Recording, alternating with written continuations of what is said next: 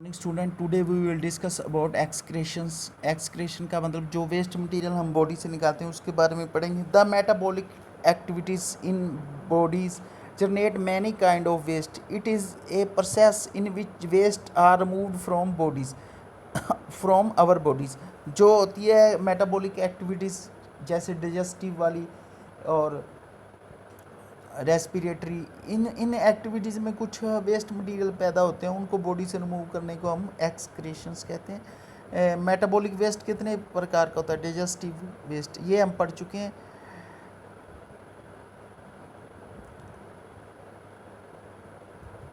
Respiratory waste ये भी पढ़ चुके हैं। आगे है नेट्रोजेनियस वेस्ट, ये हमने पढ़ना है। इसमें क्या पढ़ना है? यूरिया, यूरिक एसिड और वाटर, ये कैसे निकलता है बॉडी में से, इसके बारे में। Human excretory system, it consist to kidney, ureter, urinary bladder and urethra, ये हमने पढ़ना है। किडनी क्या करती है? It filter the blood and remove waste, ये ब्लड को फिल्टर करती है और जो वेस्ट है उसको रिमूव करता है। यूरेटर क्या करता है? It drain out urine from kidney to urinary bladder, ये यूरेन को यूरिनरी ब्लैडर तक लेके जाता है किडनी से लेकर। यूरिनरी ब्लैडर ये क्या होता है? इट स्टोर यूरेन, इसमें यूरेन स्टोर होता है। यूरेट्रा ट्रांसमिट यूरेन आउटसाइड, ये बॉडी से बाहर निकाल देता है जो यूरेन होता है। यूरेट्रा क्या करता है? जो यूरेन होता है उसको बाहर निकाल देता है बॉडी से।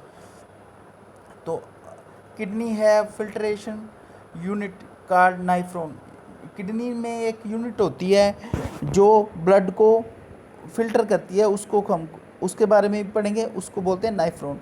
सबसे पहले ओटा से ब्लड आता है किडनी में, यहाँ पर ये फिल्टर होता है और जो बाकी का ब्लड होता है वो रेनल वेन से, रेनल आर्टरी से तो वो अंदर आता है किडनी के, फिर रेनल वेन से वो बाहर निकल जाता है, ये ब्लू जो बनी हुई है।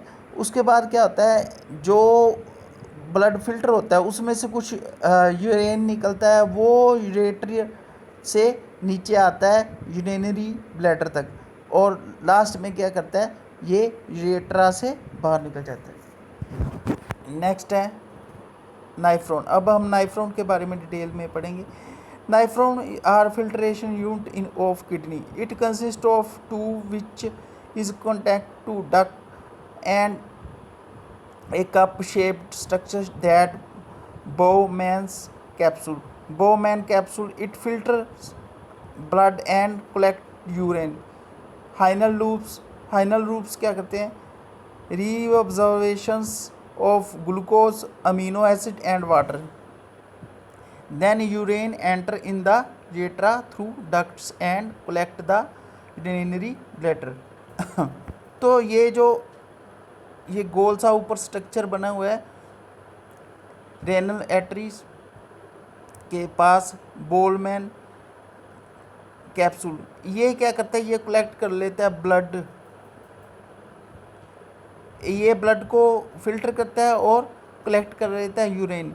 फिर हैनल लूप, ये जो यू शेप बने हुए हैं नीचे, यहाँ से क्या होता है? ये यहाँ से जो होता है ना बोमैन कैप्सूल, ये कुछ ऐसी चीज़ें भी ऑब्जर्व कर लेता है जो हमारी बॉडी को चाहिए होती हैं। तो हैनल लूप से वही चीज़ें हम दोबारा प्राप्त कर लेते हैं, ग्लूकोज, अमीनो और वाटर, ये दोबारा हम जो है ब्लड प्राप्त कर लेते हैं। Then urine enter into ureter through ducts, ये साथ में डक्ट्स बनी हुई है एक टानी की तरह, ये इसके साथ कई ट्यूब जुड़ी होती हैं, तो इसमें सारा यूरेन इकट्ठा होता रहता है। फिर ये सारा यूरेन कहाँ जाता है? हमारे यूरिनरी ब्लैडर में। ये हो गया ह्यूमन एक्सक्रेशन सिस्टम। अब हम पढ़ेंगे excretion in plant. Plant remove oxygen through stomata, जो पत्तों में हमने पहले भी पढ़ा था स्टोमाटा होता है, वहाँ से ये क्या करता है? ऑक्सीजन को बाहर निकालता है। Excess water removed through stomata by transpiration, transpiration process, ये हमने पढ़ा था। ट्रांसपीरेशन प्रोसेस से क्या करते हैं, स्टोमाटा से वाटर निकलता है, मतलब जो पत्ते होते हैं वहाँ पर जो बूंदें बन जाती हैं पानी की, वाष्प बन जाते हैं, वहाँ से ये जो वाष्प बन के पानी हवा में मिल जाता है, इसको हम ट्रांसपीरेशन कहते हैं। Plant also lose some old leaves and barks, जो पुराने पत्ते होते हैं उनको भी प्लांट छोड़ देते हैं, पत्ते गिर जाते हैं, जैसे हम पत्तेझड़ में देखते हैं।